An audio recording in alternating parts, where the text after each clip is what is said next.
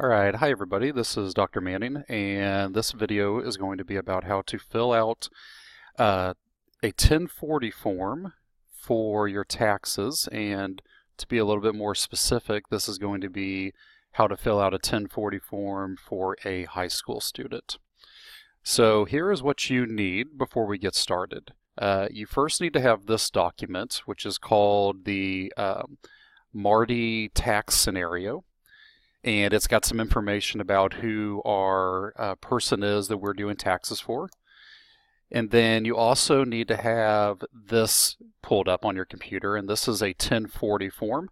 You should have had a link to this document, but this is basically found on the IRS website. All right, so a little bit about this. A 1040 form is the form that most people fill out whenever they are doing their income taxes. And to be more specific, they're federal income taxes. And it used to be that there was a couple of different forms that people would use depending on their life situation. But with the tax law that was enacted in 2017, that has changed. And now everybody uses the 1040 form. So this is a positive for a lot of people. However, I will tell you, for high school students, there ends up being a lot of things on the form that simply don't apply to them because they don't have a very complicated financial situation. So as we're doing this, you'll probably notice that I'm going to tell you to put zeros in a lot of places. If you were an adult, had a family, kids, that sort of thing, you would probably have numbers to put in those boxes, but we're not going to worry about that today. All right, so a little bit about it. We've got this guy named Marty. He's a high school student, and in 2018 he worked one job, and that job was at Walmart.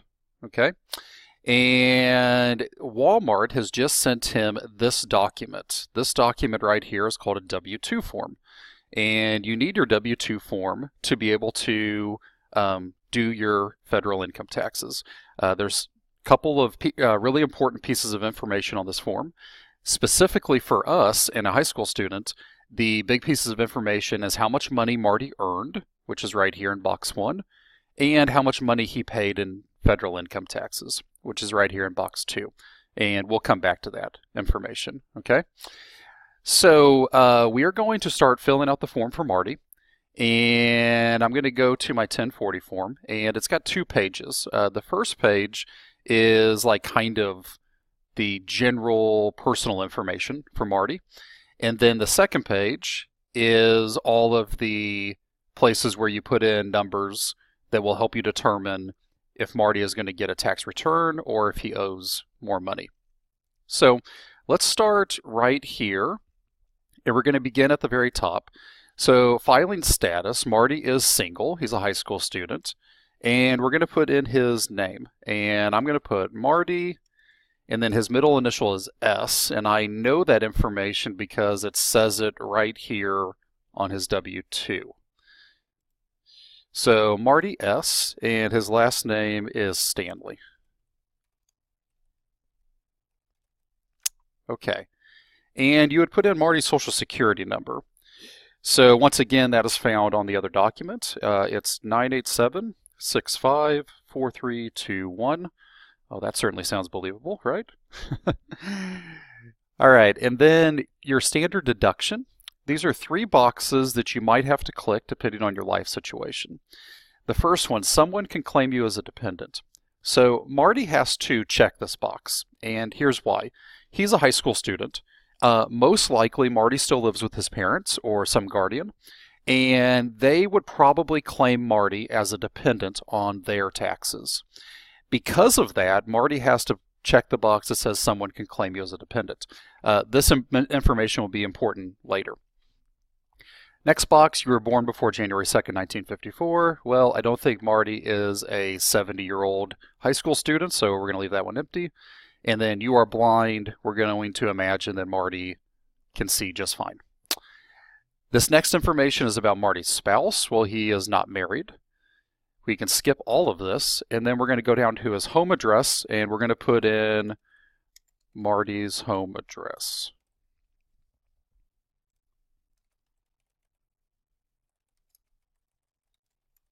And you do need to include the city, the state, and the zip code. And then finally, right here where it says dependents, this would be if Marty was an adult, most likely, and had anybody depending on his income to get basic needs, and that's just not Marty's situation. So we're going to leave all of this stuff empty as well. When you are done with your tax return, you will sign it here, but for the moment, we're not going to worry about that. And we're done with part 1. We're going to scroll down to part 2. All right, and this is really the meat and potatoes of a 1040. This is where you put in all of your information about your earnings and how much you paid in taxes. Okay, so box 1 says wages, salaries, tips, etc. Attach form W-2. So basically this is saying you find this information on your W-2 form. And remember, this is Marty's W-2 form. And it says wages, tips, and compensation, $6,134.43. So what this means is that Marty earned this amount of money in 2018 while he was working at Walmart. Marty only worked at one job, so this is all the money that he earned in 2018. If by any chance Marty had a second job or even a third job, they would have also sent him a W-2 form, just like this one, and you would actually have to add up the amounts in both of the boxes from the forms. So if he worked another job, we would have to add this amount to the amount that he earned at the other job. But in Marty's situation, that's not the way it is, so we're just going to go with this number. So in box 1, we are going to put 6,134. And notice there's 43 cents. The government actually prefers you to round to the nearest whole dollar. So we're going to go ahead and round that 43 cents down, and we're just going to put 2 zeros right here. Okay. Boxes 2, 3, 4, and 5 is all about other areas where Marty might have earned money or made money. And for adults, this is something that they probably would need to fill out because there is chances that they probably earned money from various places, like banking accounts and retirement accounts and possibly getting dividends from stocks and in other investments. But once again, Marty is a high school student. So it actually tells us right here in the hints, it says Marty had no other income in 2018 besides working at Walmart. He can place a 0 in 2, 3, 4, and 5. So we are going to go ahead and put zeros in all 4 of these boxes because Marty did not earn any other money. Line 6, total income, add lines 1 through 5. Well, this should be pretty easy addition because we're just adding one number to a bunch of zeros. So we're just going to basically bring the number from box 1 all the way down. Number 7, adjusted gross income. So this is also related to earning more money. It says if you have no adjustments to income, enter the amount from line 6. Marty doesn't have any adjustments. He didn't earn any other income, so we're just going to simply add this number one more time to line 7. Okay, line 8. So line 8 is this thing called the standard deduction. And a little bit of background on this.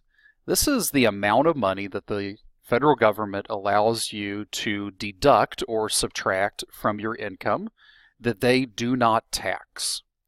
So depending on your life situation, you can deduct certain amounts. So over here it tells you how much that amount is. If you are single or married but you're filing separately from your spouse, you put $12,000 here. If you're married and you are if you're filing with your spouse, you put $24,000. If you do this thing called head of household, which is really kind of beyond the scope of this class, you do $18,000. And then finally it says if you checked any box under standard deduction, see instructions. Okay, well if you remember, we did check a box. Right here where it says standard deductions, we checked right here and it said someone can claim you as a dependent. It's telling us to see the instructions. I'm going to go ahead and pick or show you what the instructions look like. This is the 1040 instructions that I downloaded from the IRS website. Let me show you how many pages this thing is. It's 117 pages long. It's ridiculous how much instructions you need to be able to fill out one of these things. So I'm going to summarize it for you. Basically, since Marty's a high school student, somebody else can somebody else can claim him, he has to earn at least $9,000 before he pays any taxes at all. Well, Marty did not earn that amount. So on his standard deduction, we are going to go ahead and put $9,000 here, because that is how much he gets to deduct as it being a high school student that somebody else claims. But it's going to be important that the fact that he didn't earn $9,000 a little bit later. Okay, box 9, business income. I don't think Marty ran a business, so we're going to put 0 there, and it tells you right here in your instructions to do that. Box 10, it says subtract lines 8 and 9 from line 7. If 0 or less, enter 0. So if I subtract line 8 from line 7, it is going to be less than 0, right? It's going to be negative. So it tells me if 0 or less, enter 0. So in box 10, we're going to put 0. Box 11. So box 11 is where you have to go find out how much money Marty should have paid in taxes. But once again, Marty didn't even make enough money to pay taxes. And in box 10, it tells us that he is responsible for $0 of tax. Therefore, it really doesn't make any sense for us to spend money and spend time and go look this number up. So on box 11, we're going to say that Marty is responsible for 0. He doesn't owe anything in taxes. All right, box 12 is the child tax credit. Marty does not have children, so that's another 0. It says subtract lines 12 from 11. If 0 or less, enter 0. Well, it's 0 again. Told you guys, we're going to have a lot of zeros for Marty since he's a high school student. Box 14, other taxes. Well, Marty didn't pay any other taxes. Box 15, add 13 and 14 together. That's 0 again. Box 16, federal income tax withheld from forms W-2. All right, remember, this is Marty's W-2. On box 2 here, it says federal income taxes withheld. This amount of money right here, $511.44, this is the amount of money that Marty paid in federal income taxes last year. We are going to put that in box 16, 511. And remember, the 44 cents rounds down, so we're just going to put 511 total. All right, box 17, refundable credits. Marty doesn't have any refundable credits. Box 18, add lines 16 and 17 together. That should be some more simple math. So I'm going to do 511 back down to box 18. All right, so this is Marty's situation. He earned $6,134. He paid $511. The government says unless if you earn $9,000, you don't owe them any taxes, and Marty did not. So now we are going to determine if Marty should get a refund or if he owes more money. And the way we do that is by looking at box 19. If line 18 is more than line 15, subtract line 15 from line 18. This is the amount you overpaid. Well, 18's got $511, 15's got 0. So that means that Marty overpaid by $511. Simply because Marty did not earn $9,000, he gets all of the money back that he paid. That's pretty common for high school students. Most of them don't earn over $9,000 unless if they're working a lot of hours, right? And they work the entire year. So generally, a high school student will get all of their money back. That's not always the case, but it's pretty common. All right, amount of line 19 you want refunded to you. So this always makes me chuckle a little bit. We want all that money. We don't want the government to keep any, so we're going to put 511 one more time. And then finally, if we want to get a direct deposit, meaning they're just going to put it directly into our savings account, we can put our routing number information here. So back on that other document, it said that our routing number was 678-25589, and that our account number is 489963215. All right. So Marty would now send this either digitally to the government, or he could print it out and actually mail it to them. Most people send it digitally. All right, guys, we have done it, and we have found Marty's tax return. Thank you.